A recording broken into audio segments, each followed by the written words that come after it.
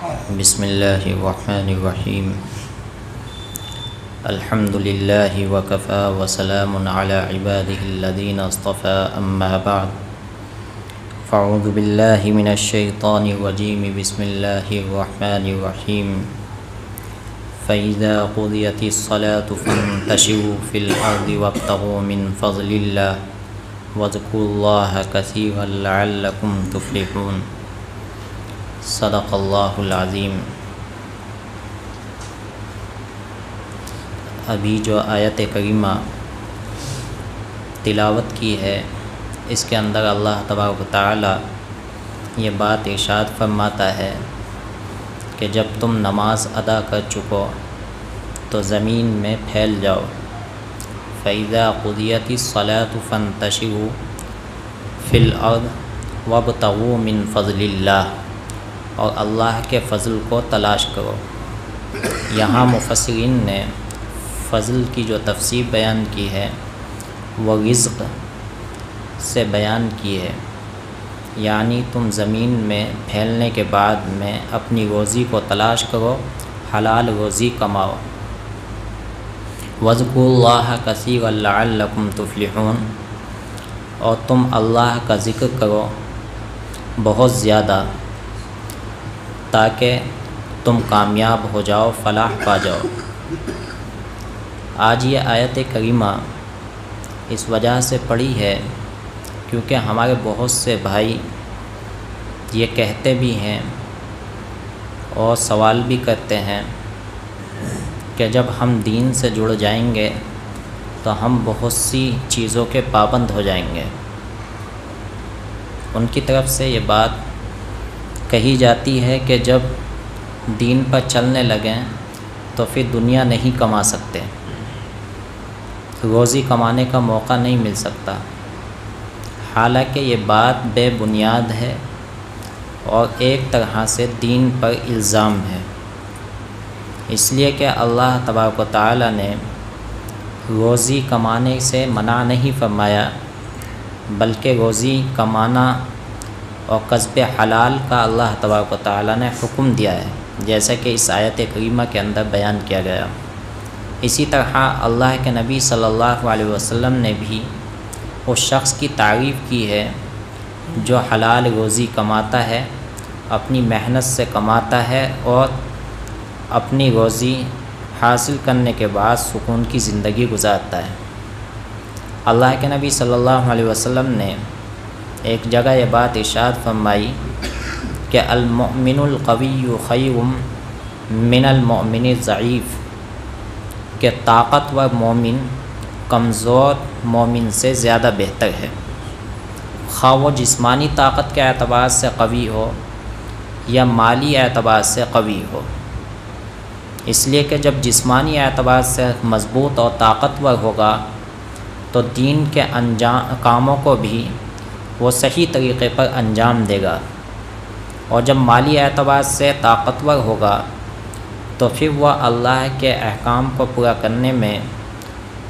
اپنے مال کو خرچ کرے گا اور اللہ کی رضا حاصل کرے گا۔ بلکہ ایک جگہ تو اللہ کے نبی صلی اللہ علیہ وسلم نے کسب حلال کی تعریف کی ہے۔ حضرت عبد الرحمن بن عوف رضی اللہ تعالی عنہ کی تعریف کی اس موقع پر جب حضرت عبد الرحمن بن عوف رضی اللہ تعالی عنہ مدینہ منورہ میں اللہ کے نبی صلی اللہ علیہ وسلم تشریف لے گئے، اور اللہ کے نبی صلی اللہ علیہ وسلم نے صحابہ کے درمیان میں مواخات قائم کر دی، یعنی ہجرت کرنے والے صحابہ جو مہاجر ہیں اور مدینہ منورہ میں رہنے والے صحابہ جو انصاری ہیں ان کے درمیان میں بھائی چارہ قائم کر دیا۔ تو حضرت عبد الرحمن بن عوف رضی اللہ تعالی عنہ نے مواخات کے بعد میں اپنے انصاری بھائی کی ہی کمائی پر اکتفا نہیں کیا بلکہ بازار کا رخ کیا، اور وہ تجارت کرنے کے بعد میں مال کمایا۔ 2 دن میں ہی اچھا خاصا مال کما چکے،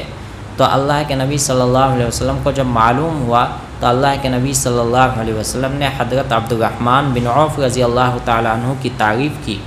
تو اس سے بھی پتہ چلتا ہے کہ دین اس انسان کو پسند کرتا ہے، اللہ اور اللہ کے نبی اس انسان کو پسند کرتے ہیں جو انسان اپنی قوت بازو سے کماتا ہے۔ جو لوگ یہ کہتے ہیں کہ ہم اگر دین پر عمل کرنے لگے تو ہم روزی نہیں کما سکتے، اپنے کاروبار میں نہیں لگ سکتے، وہ سراسر اپنی اس بات میں غلط ہیں، اور یہ ایک طرح سے الزام ہے دین پر۔ دین اس بات کی تعلیم نہیں دیتا، بلکہ دین نے تو یہ بات بیان کی۔ ایک واقعہ ہے ایک انصاری صحابی کا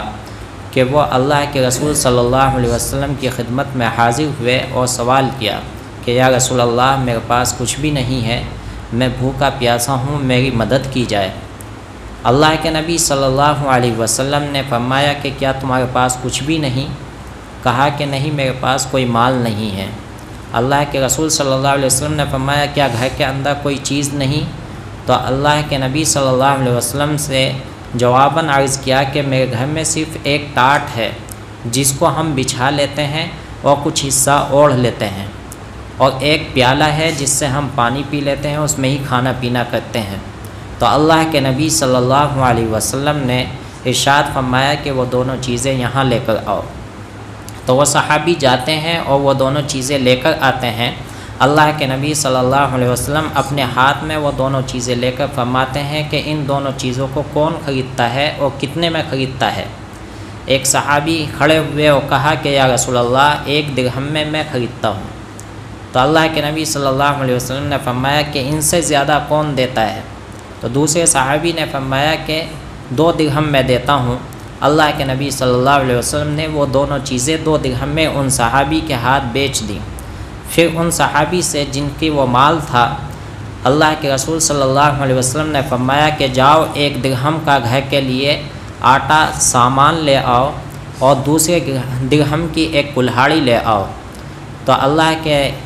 نبی صلی اللہ علیہ وسلم کے حکم کے بعد یہ صحابی جاتے ہیں، 1 درہم کا گھر کے لیے غلہ وغیرہ لے کر آتے ہیں اور دوسرے درہم کی کلہاڑی لے کر آتے ہیں۔ اللہ کے نبی صلی اللہ علیہ وسلم خود اپنے ہاتھ سے اس کلہاڑی کے اندر دستہ ڈالتے ہیں اور پھر فرماتے ہیں کہ جاؤ جنگل میں جاؤ اور اس سے لکڑیاں کاٹ کر بازار میں بیچو، اور سنو 15 دن تک مجھے نظر نہ آنا۔ یہ تاکیداً اس وجہ سے کہا کہ خوب جا کر محنت کرو۔ چنانچہ وہ صحابی گئے اور جانے کے بعد میں انہوں نے محنت کی، لکڑیاں کاٹتے اور بازار لا کر بیچتے۔ چند دن کے بعد میں رسول اللہ صلی اللہ علیہ وسلم کی خدمت میں 10 درہم لے کر حاضر ہوئے۔ اللہ کے نبی صلی اللہ علیہ وسلم سے عرض کیا کہ یا رسول اللہ، میں نے محنت کی اور محنت کرنے کے بعد میں یہ 10 درہم میں نے کمائے ہیں۔ تو اللہ کے نبی صلی اللہ علیہ وسلم نے فرمایا کہ یہ بتاؤ کہ یہ 10 درہم بہتر ہیں یا وہ چیز بہتر تھی جو تمہارے سوال کرنے کے بعد میں تمہیں بطور صدقہ یا امداد دے دی جاتی؟ تو ان صحابی نے خوشی کا اظہار کیا اور اللہ کے نبی صلی اللہ علیہ وسلم نے فرمایا کہ یہ چیز زیادہ بہتر ہے اس سوال سے جو قیامت کے دن تمہارے چہرے پر نظر آئے۔ تو اس واقعے سے بھی یہ بات معلوم ہوئی کہ انسان کو دین اس بات کی تعلیم دیتا ہے کہ انسان کو اپنے قوت بازو سے کمانا چاہیے اور فراخی کے ساتھ میں اپنے آپ پر اور اپنے گھر والوں پر خرچ کرنا چاہیے۔ آج مسلمانوں کے درمیان میں یہ عجیب سی کیفیت بنتی جا رہی ہے کہ ہمارے مسلمان بھائی، خاص کر نوجوان طبقہ، اس بات کو کہتا ہے کہ آج کل ان کے ذہن میں یہ بات بیٹھ چکی کہ جو تقدیم میں لکھا ہوا ہے وہ پورا ہوگا، یعنی اگر نہ بھی کمائیں تو جو ملنا ہے وہ مل کر رہے گا۔ یہ بات تو حقیقت ہے، اللہ نے تقدیم میں لکھ دیا ہے کہ ہر انسان کو وہ چیز ملے گی جو اس کی تقدیم میں لکھ دیا گیا، لیکن تقدیر نے اس بات سے منع نہیں فرمایا یا دین نے اس بات سے منع نہیں فرمایا کہ آپ اپنے ہاتھ پر ہاتھ رکھ کر بیٹھ جائیں، بلکہ دین نے کسب کا یعنی کمانے کا حکم دیا ہے۔ خود اللہ کے نبی نے بھی تجارت کی، صحابہ اکرام رضوان اللہ تعالی علیہم اجمعین نے بھی تجارت کی ہے اور قوت بازو سے کمایا ہے۔ اس لیے تقدیر پر فیصلہ کر کے بیٹھ جانا اور یہ سمجھ لینا کہ ہماری تقدیر میں جو کچھ ہے وہ مل کر رہے گا، اس لیے اب کچھ کرنے کی ضرورت نہیں ہے، یہ تو فرقہ خوارج کا عقیدہ ہے۔ فرقہ خوارج پہلے زمانے میں ایک فرقہ تھا جو باطل فرقہ تھا، وہ تقدیر پر تو ایمان رکھتا تھا لیکن کسب پر ایمان نہیں رکھتا تھا، کسب کا منکر تھا، جس کی وجہ سے وہ اہل سنت والجماعت میں سے نہیں تھا، اس سے خارج تھا۔ اس موقع پر ایک واقعہ یاد آ رہا ہے کہ ایک شخص نے جب یہ بات سنی کہ جو تقدیم میں لکھا ہوا ہے وہ ضرور مل کر رہے گا، تو اس نے کمانا بند کر دیا، اور یہاں تک کہ کھانے پینے کے تعلق سے بھی یہ کہہ بیٹھا کہ جب تقدیم میں لکھا ہوا ہے اللہ کی طرف سے روزی ملتی ہے تو میں کھاتا ہی نہیں، اللہ ہی کھلائے گا۔ چنانچہ اپنے گھر میں پڑا رہا، بھوک کی حالت میں، فاقے کی حالت میں۔ گھر والوں نے سمجھایا، جو بات سمجھ میں نہیں آئی تو گھر والوں نے اس کو تنگ کیا تو وہ عاجز ہو کر گھر سے نکل گیا اور جنگل میں جا کر ٹھکانہ بنا لیا۔ لوگ اس سے پوچھتے کہ بھئی تیری پریشانی کی حالت ہے، تو کھاتا پیتا کیوں نہیں؟ تو اس نے کہا کہ جب اللہ نے اس بات کا وعدہ فرما لیا کہ ہر مخلوق کو اللہ روزی دیتا ہے تو وہی مجھے روزی دے گا، وہی کھلائے گا، اس لیے میں اپنے ہاتھ سے نہیں کھاتا۔ وَمَا مِن دَابَّةٍ فِي الْأَرْضِ إِلَّا عَلَى اللَّهِ رِزْقُهَا، کہ جتنی بھی مخلوقیں یہ زمین پر پائی جاتی ہیں سب کی روزی اللہ کے ذمے ہے۔ چنانچہ وہ جنگل میں ایک درخت کے نیچے پڑا ہوا بھوک کی شدت کی وجہ سے کرہا رہا تھا۔ اسی حالت میں شام ہو گئی، رات کا وقت ہو گیا، بیابان جنگل ہے، کوئی آس پاس میں انسان موجود نہیں۔ اتفاقاً ڈاکوؤں کا قافلہ وہاں سے گزرا، انہوں نے دیکھا کہ ایک شخص وہاں پر موجود ہے جو تڑپ رہا ہے۔ دیکھا، جائزہ لیا، اس کے پاس دیکھا کہ کوئی مال موجود ہے یا نہیں، تو اتفاقاً اس کے پاس روٹیاں پڑی ہوئی تھیں، کیونکہ ان سے پہلے ایک شخص گزرا تھا، شاید اس کے پاس وقت اتنا نہیں تھا جو اس کو کھانا کھلا سکتا تھا، اس نے اس کے پاس کھانا رکھ دیا اور آگے چلا گیا تھا۔ ان ڈاکوؤں کی جماعت میں سے کچھ ساتھی ایسے بھی تھے جن کو بھوک لگ رہی تھی۔ جب انہوں نے اس شخص کے پاس دیکھا کہ کھانا موجود ہے تو انہوں نے میں سے ایک ساتھی نے کہا کہ بھئی مجھے تو بھوک لگی ہوئی ہے، اس لیے میں کھانا کھانا چاہتا ہوں۔ تو دوسرے ساتھی نے کہا کہ بھئی کھانے کی وجہ سے یہ تڑپ رہا ہے، کہیں ایسا تو نہیں کھانے میں زہر ملا ہوا ہے، اس لیے بہتر یہ ہے کہ پہلے کھانا اس کو کھلاؤ، اگر زہر ملا ہوا ہوگا تو یہی آدمی مر جائے گا، ہمیں نقصان نہیں دے گا۔ چنانچہ اس آدمی سے کہا گیا کہ بھئی تم کھانا کھاؤ، اس نے انکار کیا، تو ان کو اور زیادہ شبہ ہوا کہ شاید کھانے میں کچھ نہ کچھ ملاوٹ ہے جس کی وجہ سے یہ کھانے سے انکار کر رہا ہے۔ جب اس سے زیادہ کہا گیا، اس نے کھانے سے منع کیا، تو ان ڈاکوؤں میں سے ایک دو آدمی نے اس کے ہاتھ پیر پکڑے اور ایک شخص نے زبردستی لقمہ اس کے منہ میں دیا اور اس سے پہلے اس کی مرمت کی، اس پر گھونسے بجائے گئے، جتنا ہو سکتا تھا سختی کی۔ جب زبردستی اس کے منہ میں لقمہ دیا گیا تو اس نے کہا کہ اب میں کھانا کھا سکتا ہوں۔ تو لوگوں نے کہا، ان ڈاکوؤں نے کہا کہ کیا بات؟ کہا کہ میرا اس بات پر یقین ہے کہ اللہ روزی دیتا ہے، لیکن بغیر کچھ کیے روزی تو ملتی ہے، پٹائی کے بعد میں ملتی ہے، کہ مجھے روزی تو بغیر کچھ کیے ملی لیکن پٹنے کے بعد میں ملی۔ تو ایسے ہی وہ نوجوان جو یہ سمجھتے ہیں کہ تقدیم میں جو کچھ لکھا ہوا ہے وہ مل کر رہے گا، ہماری روزی اللہ نے لکھ دی ہے، وہ مل کر رہے گی، اس لیے ہمیں کچھ کرنے کی ضرورت نہیں، تو ان کو اس واقعے سے سبق حاصل کر لینا چاہیے کہ ان کو روزی مل کر تو رہے گی، لیکن کبھی ماں باپ کی ڈانٹ سننی پڑے گی، کبھی کسی کی پٹائی کھانی پڑے گی، اس کے بعد میں پیٹ بھرنے کے لائق روزی مل جائے گی، لیکن یہ ذلت کی ہوگی، عزت کی نہ ہوگی۔ اس لیے اللہ تبارک و تعالیٰ نے قرآن کریم کے اندر یہ بات ارشاد فرمائی کہ جب تم اللہ کی عبادت کر چکو، کیونکہ مومن بندہ عام وقت میں، اکثر وقت میں اللہ کی عبادت میں مصروف رہتا ہے، اور خاص کر یہ آیت کریمہ جو نازل ہوئی ہے یہ جمعے کے تعلق سے نازل ہوئی، کیونکہ اس سے پہلے جمعے کا حکم بیان کیا گیا ہے، تو جمعے کے دن کیونکہ اہمیت کے ساتھ میں مسلمان اللہ کی عبادت کو ادا کرتے ہیں، تو اس لیے اللہ تبارک و تعالیٰ نے مسلمانوں کو یہ حکم دے دیا کہ دوسرے لوگوں کی طرح،